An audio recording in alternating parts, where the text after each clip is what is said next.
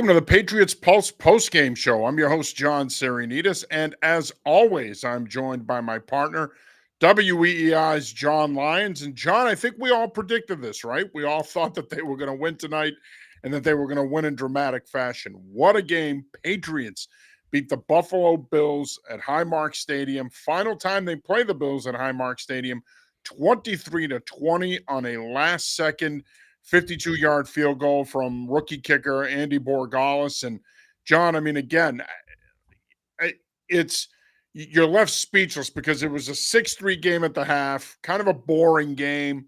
They were in it. You were happy that they were in it. The second half, obviously, business picked up. It was a much different half than what we saw in the first half of play. But what a gutsy win for this Patriots team. And in a lot of ways, we talked about this being a litmus test going into this game and the importance of this game and how they needed this game on a national stage. Well, I think they showed a lot of people that the New England Patriots, I don't want to say they're all the way back, but this was a statement win. They're on their way back, if you will. Yeah, this was their biggest win, John, in almost 4 years. I mean, you really got to go back to the Monday night game in Buffalo in 2021 where they threw the ball 3 times in that windstorm, or the week before that when they beat the Titans, Mike Vrabel's Titans, by the way, to get, I think at that point, the #1 seed in the AFC in late November. Like, it's been 4 years since they've had a win like this. I mean, heck, it's been 2 years since they were on Sunday Night Football, right? Going back to 2023. So, look, it wasn't the best played game out there. They committed some bad penalties in this one, and they, turned the ball over as well. But they made more plays than the Buffalo Bills in this game, and it's been a long time. And I know Week 18 last year they beat the Bills. The Bills weren't trying to win. It's been a long time since they've gone toe to toe with a great team, and they made more plays and they won. A really good win for the Patriots on the road, hostile environment, primetime game, great night from Stephon Diggs. I thought Drake May played really well. I thought the defense, I mean, they had some lapses near the end penalty-wise, but on the whole, I thought they played really well. I mean, there was a lot of positives to take away from this game. Really, really good win for the Patriots. Yeah, and before I make my points here, I do want to remind you that we'd love to have you join the show. I know it's late; it's about 11:40 here on Sunday night, but we are coming to you live on X, Facebook, Twitch, and our YouTube page. So plenty of options for you to view the show and plenty of options for you to get involved in the show. We would love to hear from you about this big Patriots win tonight. Feel free to comment. Let us know your thoughts, questions you may have. Join the conversation. We know you have a lot of great post-game options out there, but we like to think that we're the show of the fans and we want you involved in the show. So feel free to jump on and tell us what you think. Good friend of all our programming, Bill Vaughn, chimes in. Diggs is a difference maker, and Gonzo takes away half the field. Bill, always great to hear from you, my friend. Thank you for checking in. Yeah, I couldn't agree with Bill more. I mean, obviously, look, it took Stephon Diggs a couple of weeks to get going, and he clearly lied to me last week when I asked him where he thought he was in terms of his comfort level in the offense. He said 5 out of 10. He did me dirty, man. The dude's about 8 or 9 out of 10 after tonight. I mean, he was fantastic. 10 catches, another game of over 100 yards receiving. And what can you say about him? Obviously, we knew he was going to be motivated coming back to Buffalo. This was a big game for him.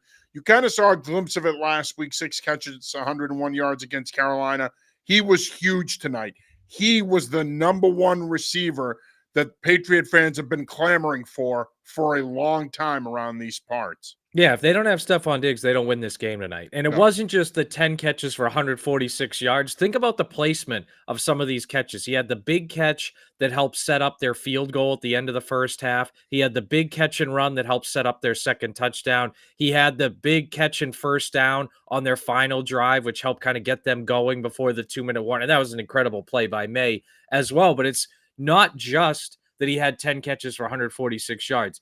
It was the quality, the timing of these catches. I mean, really some backbreaking catches against the Bills. So, yeah, I mean, it kind of escapes my mind the last time the Patriots had a wide receiver performance this good in a game. I mean, you're going back to maybe week 2 of 2020 when Edelman and N'Keal Harry went off with Cam Newton. It's been a long time since they've had something like that. But, yeah, I thought Diggs was absolutely terrific tonight. And I thought really the passing game as a whole was really good. I mean, the interior of the offensive line, I thought struggled quite a bit in pass protection, but I thought May and I thought the receivers and even the tight ends did a really good job. I think the most underrated play of this game was with just over a minute to go in the first half. Drake May hit Hunter Henry on a 2nd and 15 for 22 yards. Felt like at that point, May was kind of skittish, little uncomfortable. And then after that, he was nails the rest of the game. And that helped set up, of course, a scoring play as well later on. So it just,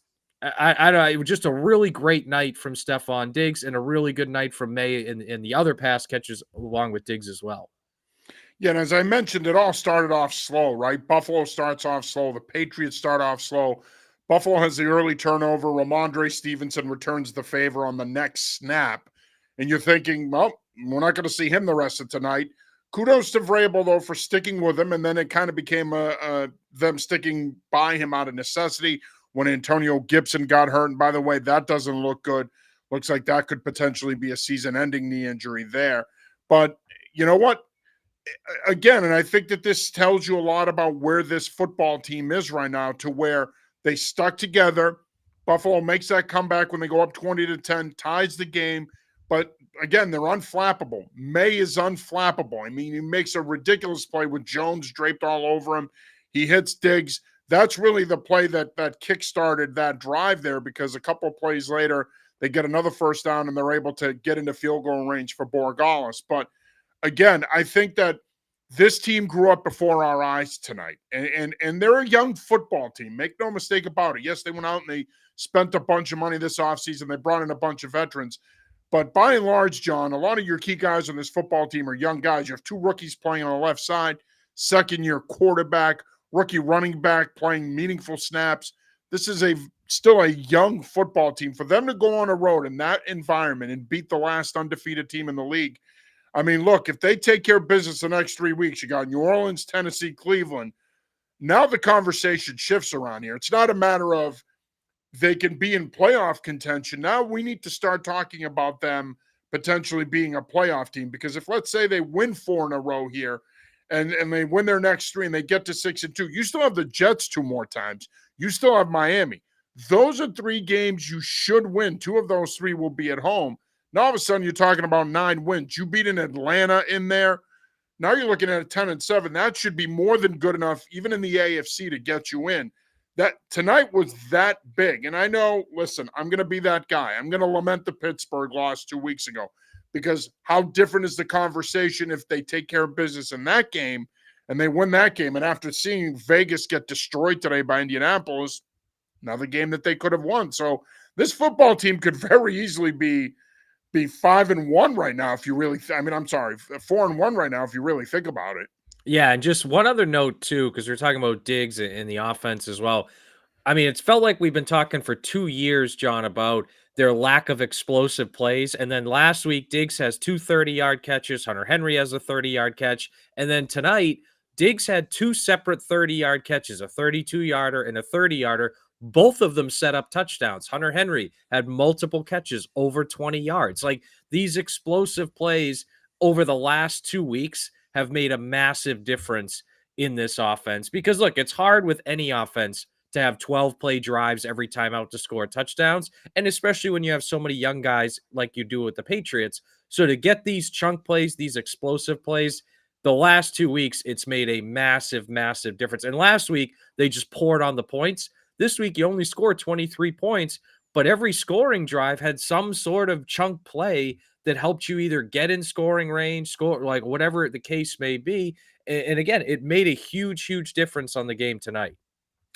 Bill checks back in. Best bet in America is that the rematch in Foxborough December 14th gets flexed back to Tirico and Collinsworth again. And Bill, I agree with you. I Quite think possible. they still have another primetime game here against the Giants, but I think that there's a possibility that at the end of the season, if this team is in playoff contention, which again, the expectation is now that they will be, that a game like that could potentially get flexed. And again, you bring up a good point, John, about the importance of these big plays. This is something that has been a missing element in their offense, especially the last 2 years where they've been putrid offensively on the heels of back-to-back 4-13 seasons. They just haven't had the ability to do that. And you and I have coached for years. We get it. We know how hard it is to drive the ball consistently on every possession. It's hard to have to go 75, 80 yards every time you have the ball. And so you need big plays, you need chunk plays. And they got those plays tonight in key times. And that's what positioned them to win this football game. And again, I think this goes to show you that they've hit on a lot of the free agents they've signed. I mean, they've hit some home runs here. Milton Williams has been great. Stephon Diggs is starting to come around. Mac Hollins has been good. Carlton Davis has been good. They've hit on a lot of these signings. It looks like they've hit on some of these draft picks as well. Again, I don't want to get ahead of myself because this is still a team learning how to win per se, but it sets up really nicely for them in the coming weeks to where not only can they get themselves in a playoff position, but you mentioned this earlier, you may be able to hang around in the division race for a little while too. I mean, I still think Buffalo's the favorite, but again, given their schedule, I don't see why they can't hang around in the division race. Yeah, and I'll say something to you that I said a couple weeks ago, and I think it holds true. If Vrabel is as good of a head coach as we think he can be, and if McDaniels is as good of an OC as we think he is, and if May and some of these players are as good as either we've hyped them up to be or we think they can be, then they should win next week in New Orleans. Like they should build off this and win in New Orleans. They should have another win against Tennessee, another win against Cleveland. Like if I know it's a young team and there's a lot of young pieces and it's a new head coach. I get it. But if these are the type, if you can blow out Carolina and then go into Buffalo and win, you should be able to build on it. And at the very least, in your next 4 games, you should win 3 out of those 4 games. And then we're talking about a team, that's in the 6-3 neighborhood after 9 games. Really, again, it's the way the schedule is. And it's also, I mean, this is what we've seen from them. And this is the faith we have in them. So if they are that good, that should be the expectation right now. Drake May, obviously, again, he was a big part of the story here. Coming out party for him tonight, 22 of 30, 273 yards. He didn't throw a touchdown pass, at a passer rating of 101.1. I mean, look, I know a lot of people, not so much around here, but nationally have bandied about whether or not he's a franchise quarterback. I think it's still early to definitively say, yes, he is a franchise quarterback. But boy, he's had a really good year. And I think it's kind of gotten lost in the whole turnover inconsistency conversation. But I think tonight he acquitted himself like a franchise quarterback. And I certainly think he took a big step towards becoming a franchise quarterback. Yeah, what we saw tonight was something we never saw from Bailey Zappi and we never saw from Mac Jones. I mean, and I know Mac won that game in 2021 up there, but to me, that was more a gameplay. And I'm not, Mac won the game, but they threw the ball 3 times. Like to go toe to toe with Josh Allen and have the game winning drive. And how about, I know everyone's going to remember that crazy play before the 2-minute warning where he's getting sacked and he threw it to Diggs. But how about that cover 2 hole shot he threw for 19 yards to Kayshon Boutte right after that? And technically, that's not a quote unquote explosive play because it's only 19 yards instead of 20. But you can make the case that was the biggest throw of the game. I mean, Absolutely. It was a terrific throw in a huge spot. Like that to me, if I took away one throw from this game, it might be that. And of course, the one where the 30-yarder down the sideline to Diggs to set up their touchdown was fantastic as well. And that was a great route by Diggs, but it feels like he's getting a little bit better each week. And again, I'll say the same thing last week. They've won 3 games. Not a coincidence. Mace had 0 turnovers in the 3 wins. Like that, it's been a huge when he has taken care of the ball, they've won. Not a coincidence. Bill checks back in. Pat's schedule versus Buffalo's schedule gives Pats at least 1 +1 division +1 win in division chase. Yeah. And we'll see what happens with like Baltimore, Cincinnati. Cause like on the surface, you look at that schedule before the year and you're like, oh, Bengals, Ravens, like the Bengals, Burrow's going to be out all year and they've imploded. And I don't know what's going on with, I know Baltimore's had a ton of injuries, but they've also made every possible negative play they can when they've been out there. So I don't know. Like and I don't want to get ahead of ourselves either and be like, oh, they're going to win all these games. Like it is a young team. They're going to screw it. Like maybe they lose to Cleveland or maybe it's Atlanta. I don't know. Maybe they blow the game against the Giants and Jackson Dart has a really good game in that Monday night. Like, there's going to be one or two of these games that I think we're sitting here now saying, oh, they'll win because they beat Buffalo. That maybe as a young team, they don't win. So a word of caught, like it just something to kind of monitor going forward, I guess. Well, and again, I want to say, I misspoke earlier. They actually have two more primetime games. They have the Monday night game against the Giants, and then they also have the Thursday night game against the Jets. But again, we're going to get Can you ahead get of flexed ourselves out here. of a Thursday night game? Oh, We're going to Thursday get it. night against the I Jets. know, I know. Can't wait to stay up till midnight doing post game for that one, John, For that one, against the right? I Aaron know. Glenn and Justin Fields Jets. And after today, by the way, I mean, let's be honest, Dallas is actually a good football team. Good offense, at Kudos, least. Yeah. good offense. Kudos to Schottenheimer. He's kept those guys going. They tied the Packers last week, which still pisses me off as a Packer shareholder and fan. But then they go on the road today and they whack the Jets. But the Jets, now the conversation has to start to be with them. They may go over, man. I don't think it's And hyperbole. They may go over. They're and that bad, I don't know and they about you. shouldn't be. I don't know about you. I like Aaron Glenn, and I think that was a good hire, and I do think he's a good leader, and but they're just they have some good players, but Yes. they can't figure out the quarterback position. Guys can't get out of their own way. It's just like I didn't expect them to be good. I thought they'd be bad, but they've been so bad. I'm almost baffled by it.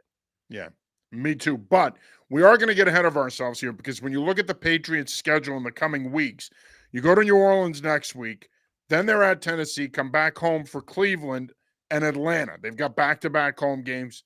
And then this, I think, is going to be a tough one. They hit the road for Tampa Bay. Bucks Yeah, are going to be a playoff team more that's an than uphill likely battle. in the NFC. That's going to be a battle, but it is a winnable game. And then after that, you come home for the Jets for the Thursday nighter. And then you go to Cincinnati, and then you have the Giants. I mean, John, if this team stays healthy, and again, it looks like you're probably going to lose Antonio Gibson, if not for the season, for a while after tonight.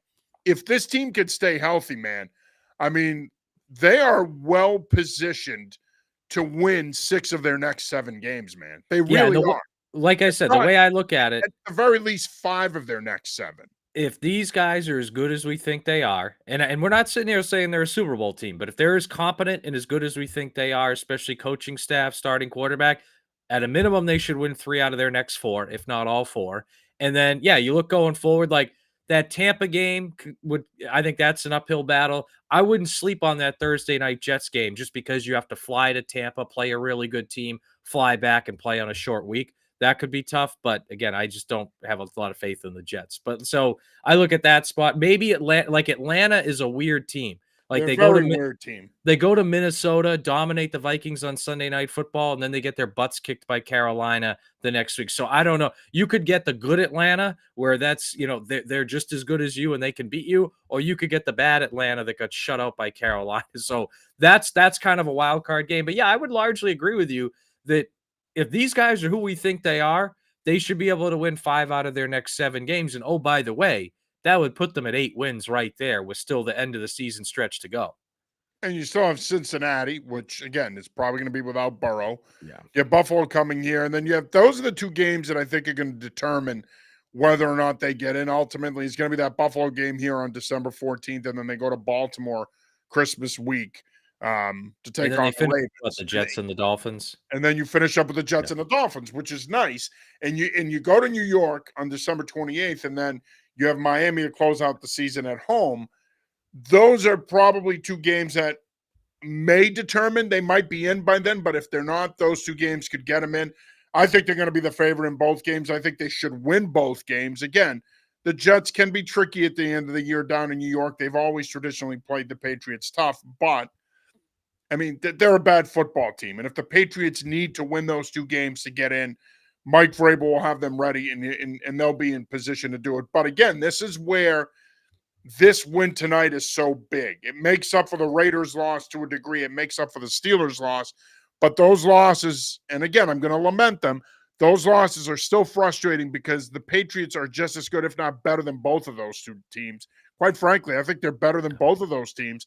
Oh, Those are yeah. missed opportunities. You make up for it tonight, though. And I think you and I talked about this too. Like, if they had played the Raiders in November, I would have picked the Patriots in that game, and I think the Yeah. Patriots would have won. It was just a tough spot in week one.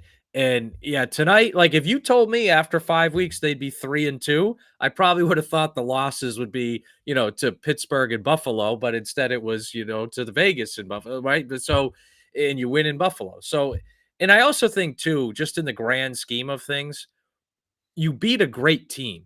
And it's been a long time since they've truly beat a great team. Because even if you go back to 2021 and that Monday nighter, you could say, oh, the win played a big role. The week before against Tennessee, they had a lot of guys out injured. Like it's been a long time since they truly went toe to toe with a great team and won. And I mean, maybe you could say 2023, the last good Bill Belichick win when Mac Jones led a game-winning drive against the Bills at home. That's probably the last time that you actually beat a great team, and the only time in the last few years that you did. So, like that in itself, because now if you're a Patriots coach, if you're a Patriots player, you can look at that Bills game later this year at home and say, all right, well, we already beat these guys, and now we have them at home. Or you can look at that Baltimore game and say, well, we beat the Bills. Like, I think it's a big confidence builder, especially when you have a new head coach there as well. I think that like so it's not just the win itself. I think the fact that you beat such a great team is a big deal as well.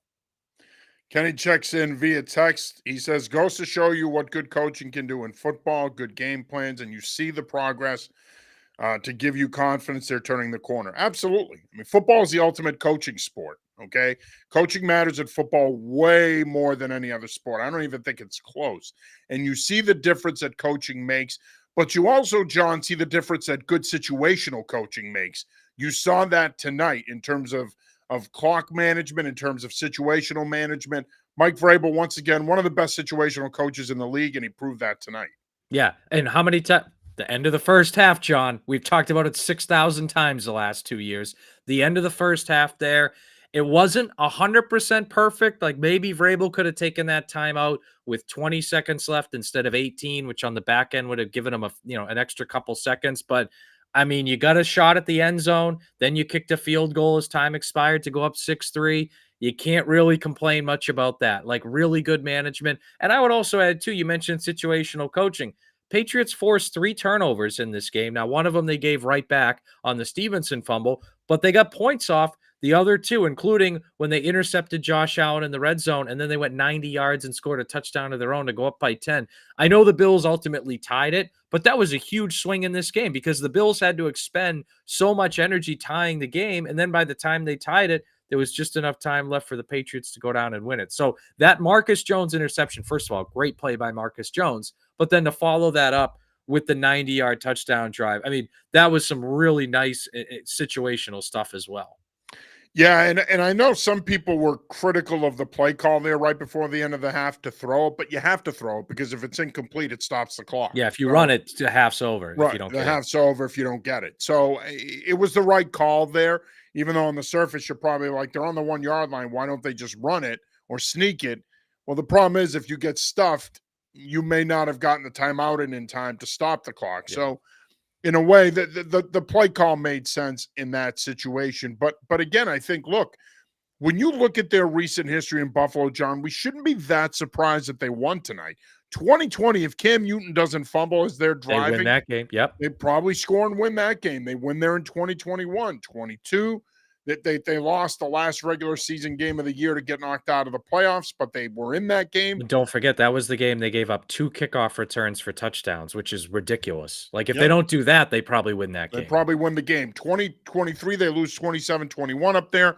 Last year, they lose 24-21.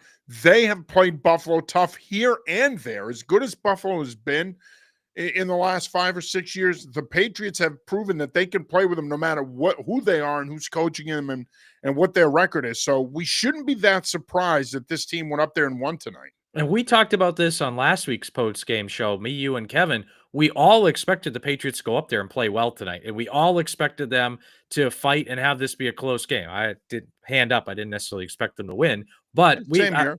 we weren't surprised. We expected this to be close. And to your point, and I think you bring up a good one about how they've played Buffalo tough in Buffalo.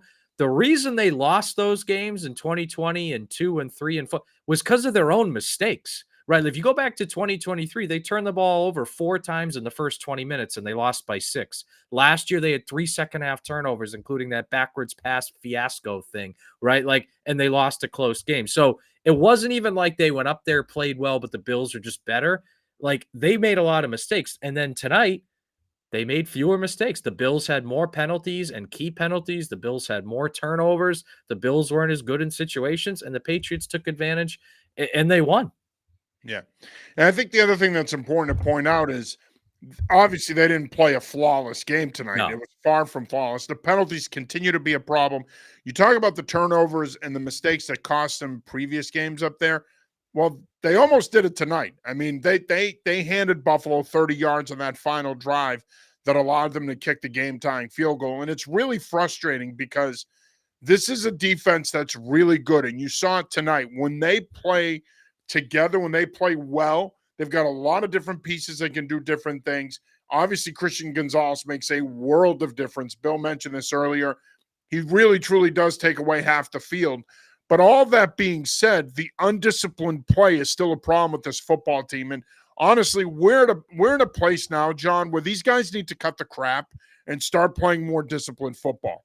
Yeah. Because 8 penalties for almost 100 yards, that's unacceptable, man. And if you're going to get to the playoffs and be a playoff team and potentially have to go on the road and win a playoff game, they got to cut the shit here. Enough with the penalties. They've got to be more disciplined. And I would add in the ball security, right? Because Yeah, Stevenson lost a fumble, and on the play, Gibson got hurt. And I hate to say because he got hurt and he's a good guy, but he fumbled on that play. The Patriots just recovered. So they had 2 fumbles tonight. They yeah. just, they recovered one of them. And yeah, that Bills drive where they had 30 yards and, 2 personal foul penalties on the I mean, the same Farmer drive. one was just idiotic. What are you Yeah. doing? Yeah, I don't know. I agree. And even the one before the roughing the passer, like it was pretty clear helmet to helmet hit. Like you can't do that. Right. You know what I mean? So that's something that when you look forward, like what tangibly can they get better at? Like those are 2 things they can get better at. I would also say too, I thought their interior pass protection really struggled tonight. And you saw May,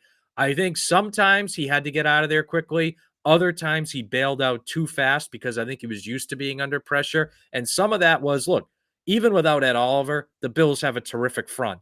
And they were using some stunts and stuff that I think was really giving the interior offensive lineman for the Patriots problems. Because some of the best plays they had tonight was May rolling to his right and making a great throw downfield, which tonight was great. You're not going to be able to live in that every single week, though. No, and to your point, they've got to clean it up. They've got to be better protection wise inside. Buffalo did a lot of TE stuff where they were able to confuse the protection and to get guys stuck, if you will, on one guy and not pick up the other guy. It was clearly a problem.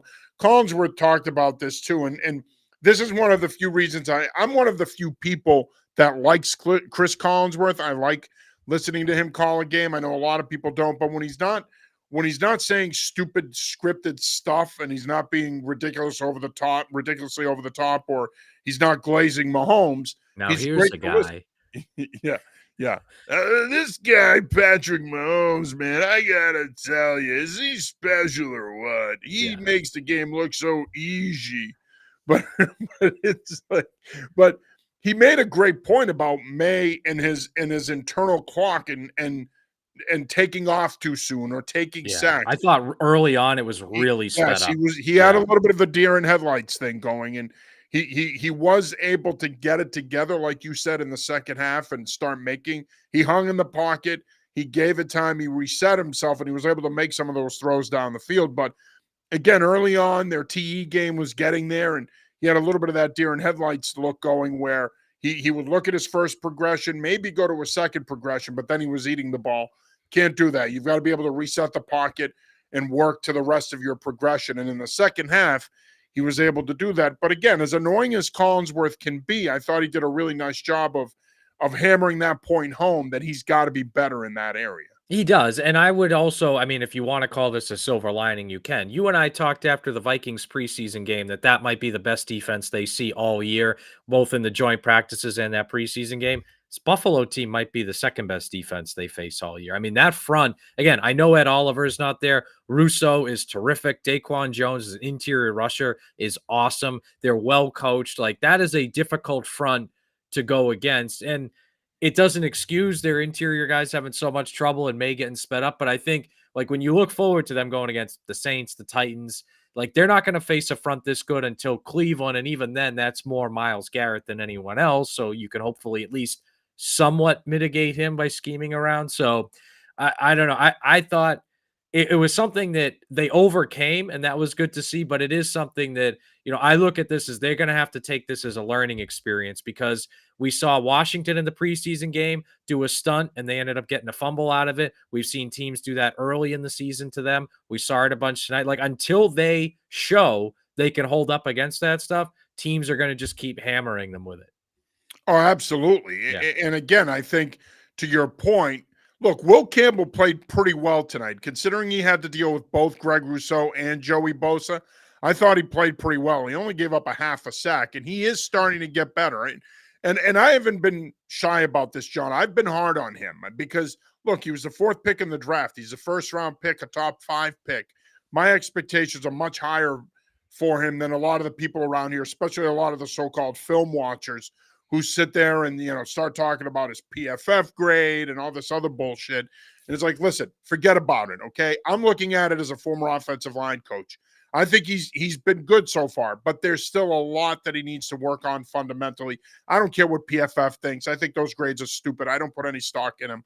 I think it's more about what guys like me and you that have coached the game, we watch it differently than the average person, the average member of the media. We see it differently because we've actually taught guys how to play football. It's different when you've done that. I don't care what level it is. Yeah, But I agree. I think at the end of the day, yes, to your point, the interior of the offensive line needs to be better, but he's got to speed up that clock and he's got to be willing to hang in there. Look, I always used to tell my quarterbacks, fellas, I hate to tell you, but about 2 or maybe even 3 times a game, you're going to take one in the chops. Just hang in there and deliver. Make the right read, get the ball out on time, put it where it needs to be. And if you take one in the chops, it comes with the job. You're going to have to get up, fix your face mask, buckle your chin strap back, and come over and get the next play. That's it. That's just the way it is. It's part of playing quarterback.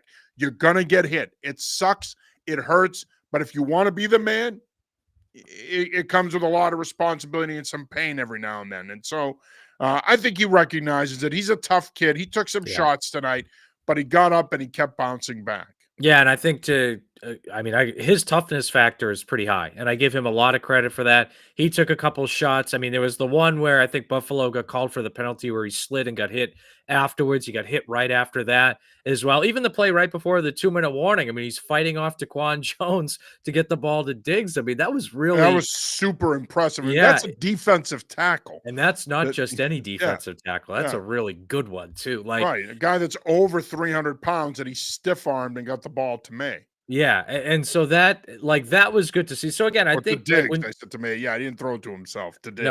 No, but I think he does get sped up a little bit at times under pressure, and I think that's something for him to work on. But I think that's in tandem too with as the offensive line gets better, he won't get sped up as much, and then he'll be more experienced and he'll be more used to it, and then it'll kind of feed into itself, hopefully in a good way, as not just this season progresses, but as his career progresses. Because I think, look, the decision making for the most part feels like it's getting there. Like, remember last year, he would throw some picks and we'd be like, man, he got really fooled on that one. Like, I still think of that first one against the Titans where he got totally fooled. And he had a couple others like that, or some others where he was forcing it. This year, he hasn't been perfect like that. I feel like that interception against the Raiders was a really bad throw. But on the whole, he's been a lot better with decision making. He's been better with accuracy. The toughness is there. It feels like the leadership is there. Like, it feels like you can see this total package now starting to round into form. And it's still going to take another couple months. Like, it's not going to be till the end of the year. We're really like, hey, he's here. But you can really see it rounding into form. And that's been really encouraging to see. And as I said at the beginning of the show, he's on his way to being a franchise quarterback now. It's no longer, is he going to be good enough? Could he be the franchise quarterback? He is starting to show us that he has the potential to be a top 10 quarterback in this league, both physically, but also from an on-field production standpoint. You are certainly seeing it. You are watching the Patriots post-game show. I'm your host, John Serenitas. As always, I'm joined by my partner, WEI's John Lyons. Patriots beat the Buffalo Bills in Buffalo 23-28. Big win for the Patriots. Going into this one, we kept saying this was a litmus test game for them. Well, they passed the test. We've got a few minutes left here, so feel free to join the show. We're going to be wrapping up here in the next few minutes. So feel free to join us, comment, let us know what you think about tonight's big win. If you have any questions for us, feel free to join the chat and let us know what your thoughts are about this game. Again, like I said earlier, we know you got a lot of great post-game options. This one's a pretty good one, too. Feel free to join the conversation. What does this loss say about the Buffalo Bills? Yeah, I don't want to overreact like and say, "Oh, it means like they're." It's just it's one of like, and we talked a few minutes ago about how the Patriots have consistently played them close and played them tough up in Buffalo. So it's I don't like I still think they're one of the best teams in the AFC, and I still think they're gonna probably be in the AFC Championship game, or at least in that neighborhood. So, like, it was a really good win for the Patriots. I think the Bills just kind of had a bad night, and the Patriots took advantage. I don't want like I know they didn't play the Saints as well as they probably should have last week, and so maybe if that trend continues, you can get concerned. But I don't know. We're talking about a team that beat Baltimore, blew out the Jets. I mean, I don't know. They still beat the Saints, even if they didn't play as well as we thought. I just think they had an off night and the Patriots took advantage. Like I don't view this as a huge like problem for the Bills. Now, if they keep having days like this, I'll change my tune. But I don't know. I think this was just they had an off night, and to the Patriots' credit,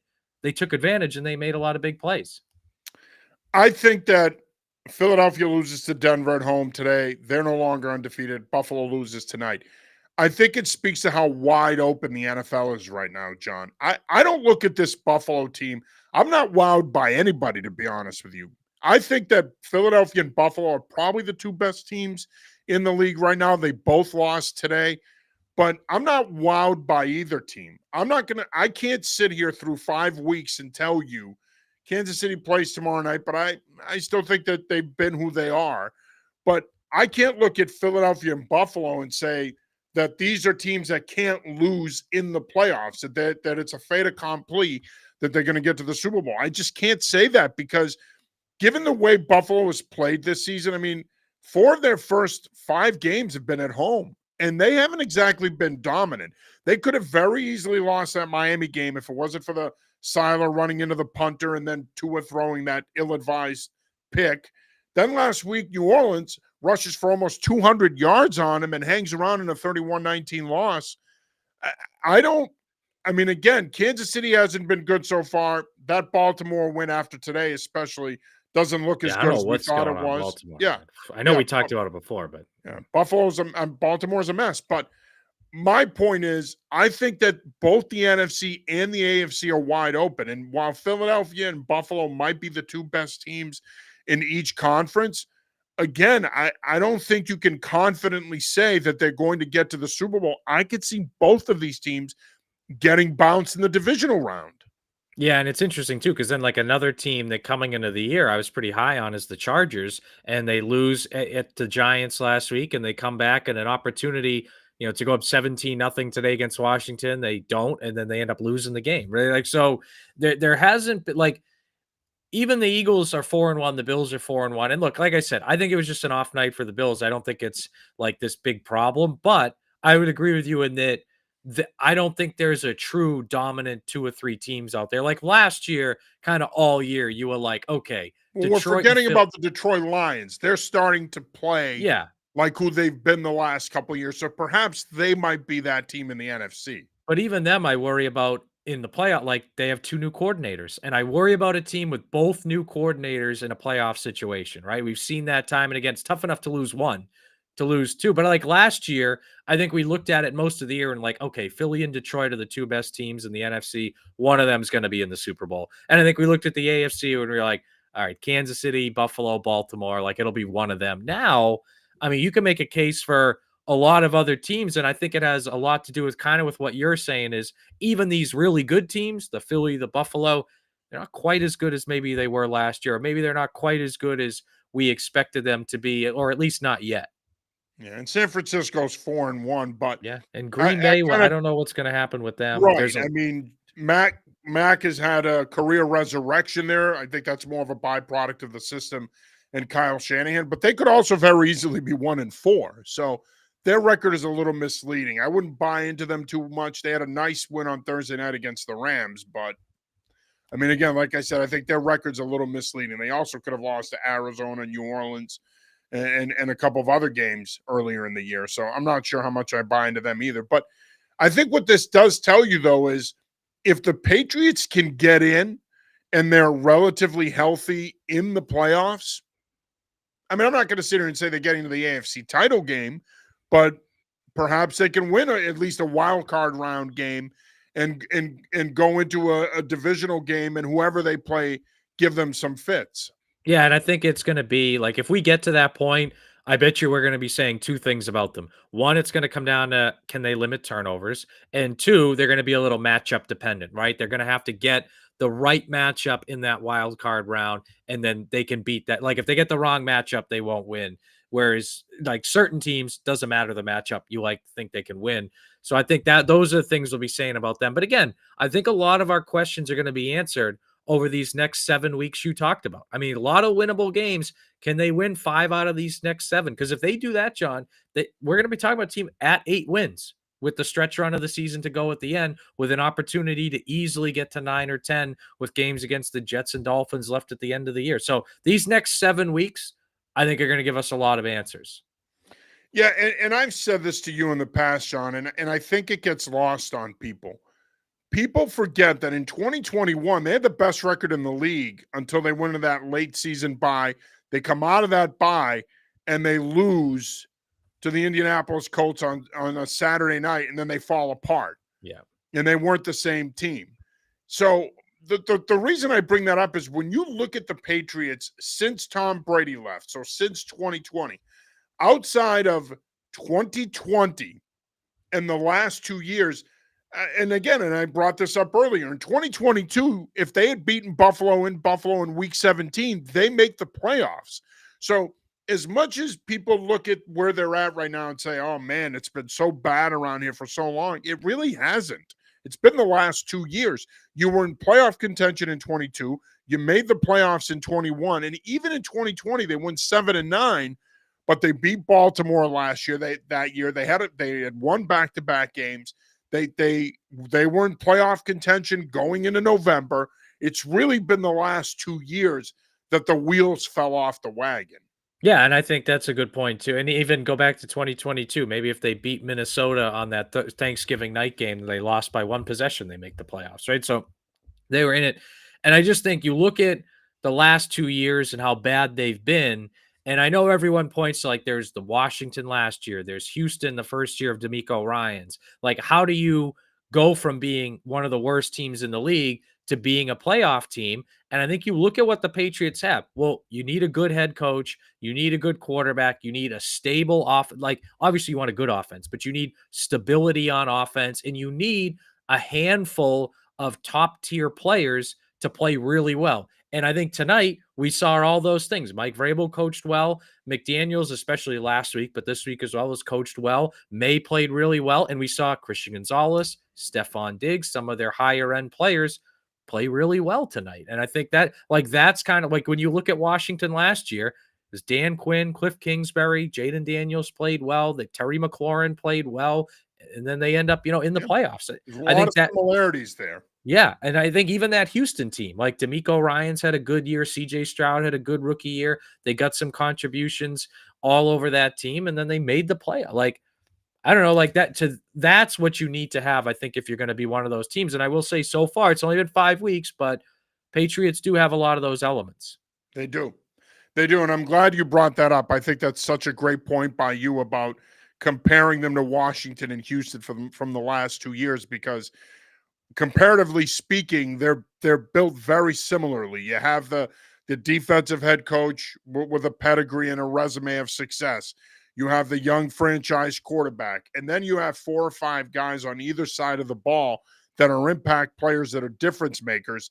And if those guys make an impact on a week-to-week basis and they stay healthy, like Houston, like Washington last year, you could find yourself in the playoffs. And hey, if everything goes your way, like Washington last year, potentially you could find yourself in the AFC Championship game. All that being said, I do think we're getting ahead of ourselves here.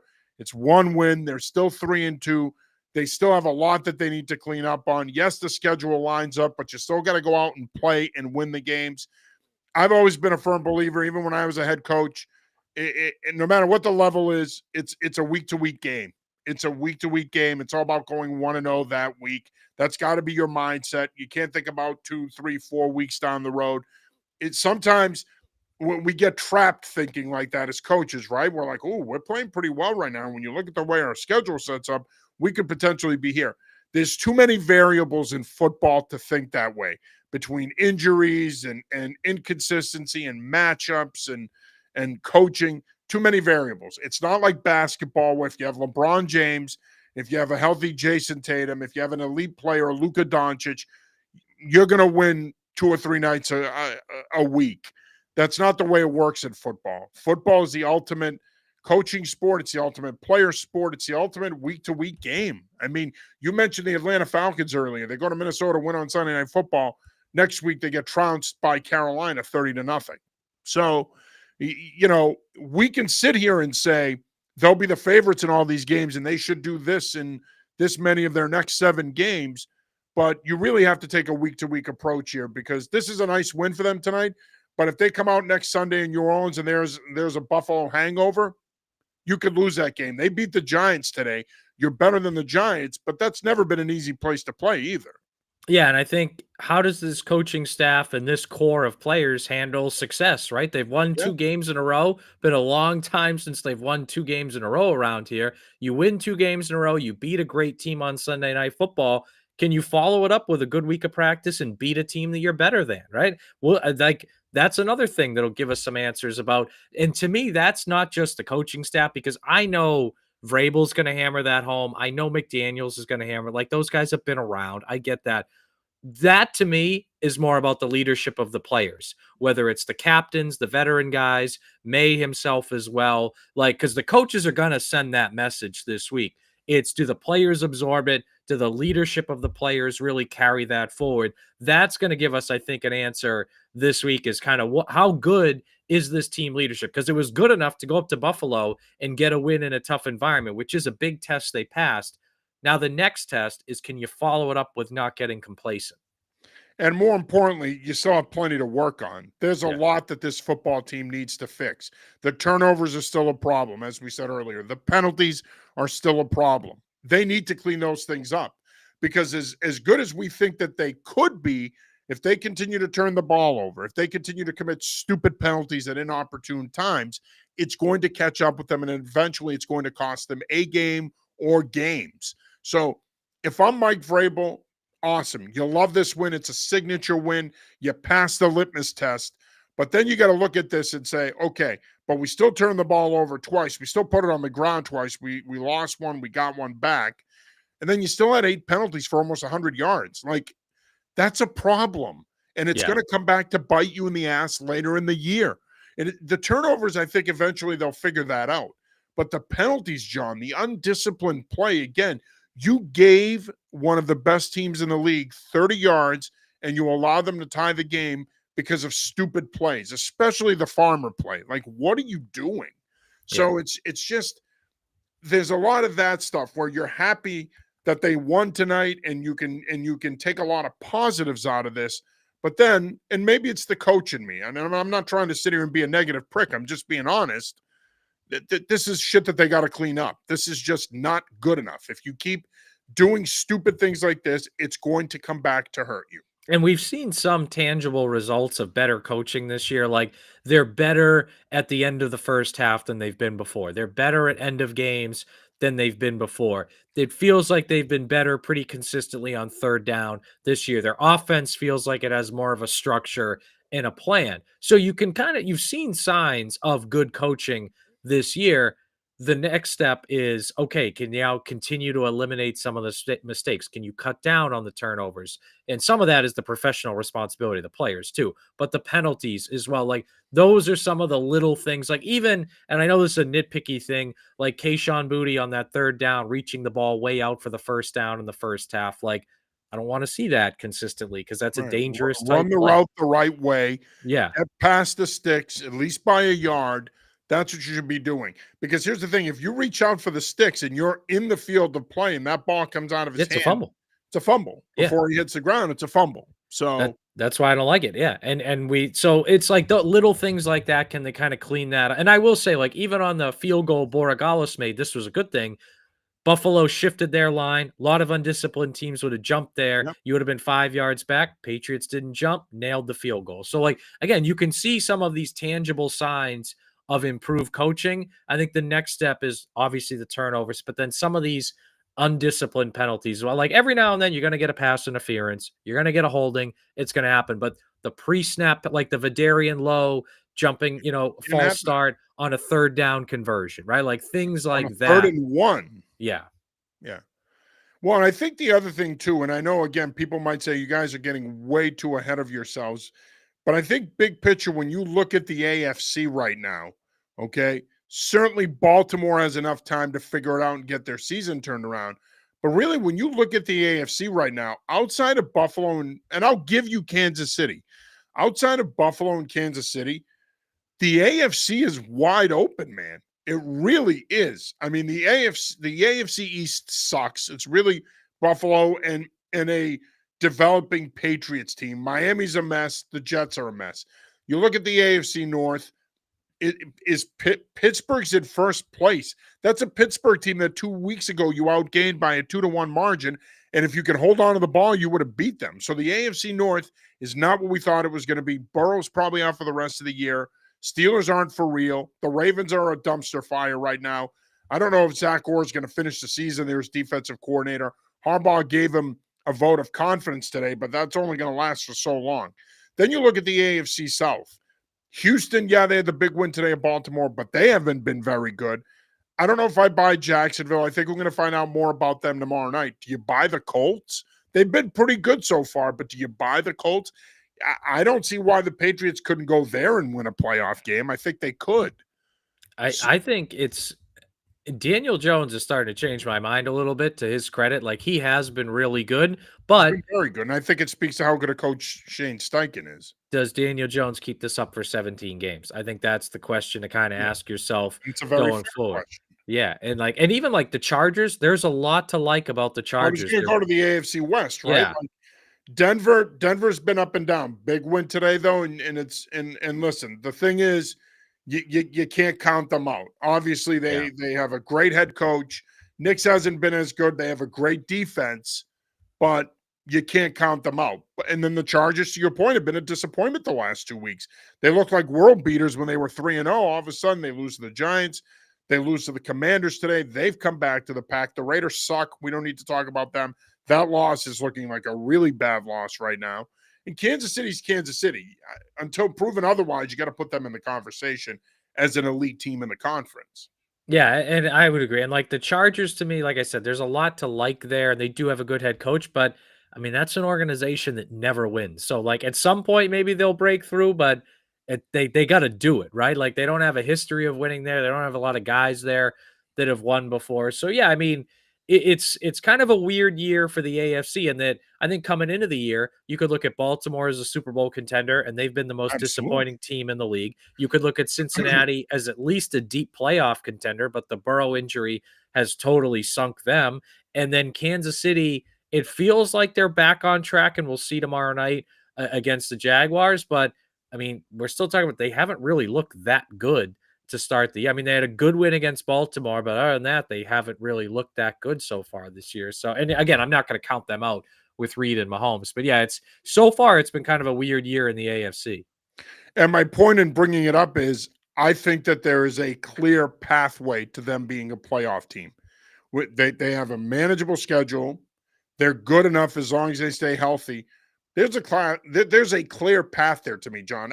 If they take care of business and they stay healthy, they'll be a playoff team. And quite frankly, I'm going to up the ante here. And I know it's only after week 5. I'm going to up the ante here. I would expect them to potentially make a little run here. Maybe at least win one playoff game and then get to the division round and see what happens. But there is a clear path there, man. The AFC is wide open. there's still 5 spots that I think are going to be up for grabs after you get past Buffalo and Kansas City. I mean, again, it depends on how much you believe in the Colts, depends on how much you believe in the Jags, depends on how much you believe in the Broncos. And like I said, they have a great head coach in Sean Payton, but they can be inconsistent. Same with the Chargers. That there's a road there for them to make the playoffs. They just have to build off of this win tonight and keep it going. And obviously the hope is that they do that. All right, John, what are your final thoughts here as we wrap it up? Final thoughts is a great win. It wasn't perfect, right? Penalties, some mistakes in there, but to go to that environment, to beat a team that good, it's their best win in 4 years. So it's a really great win. And now what I want to see, how do you handle a little bit of success here, right? You had a blowout win at home last week, great road win tonight. Can you build off it? And over the next couple weeks, beat a couple teams that you are better than and you should be able to beat. So that's what I'm watching for going forward. How do they handle the success? But great win tonight. Listen, next 4 games, like we said, New Orleans, Tennessee, Cleveland, Atlanta. Bare minimum, you come out of that 3-1. You have to come out of it at least 3-1. If they Yeah. do, in my opinion, they're a playoff team. Like I said, the path is there. Big win nonetheless. I think you hit a 1,000-foot home run, my friend. Biggest win that we've seen from the Patriots in at least the last 3 years, probably last 4. Huge win for them. They announced their presence nationally tonight on Sunday Night Football with a big 23-20 win over the Buffalo Bills. That'll do it for this episode of the Patriots Pulse postgame show. For my partner, John Lyons, I'm John Sirenitas. We will be back with you next Sunday after the Patriots-Saints game. That is a 1 o'clock kickoff. Until then, have a happy, healthy, and safe week, and we'll talk to you next weekend.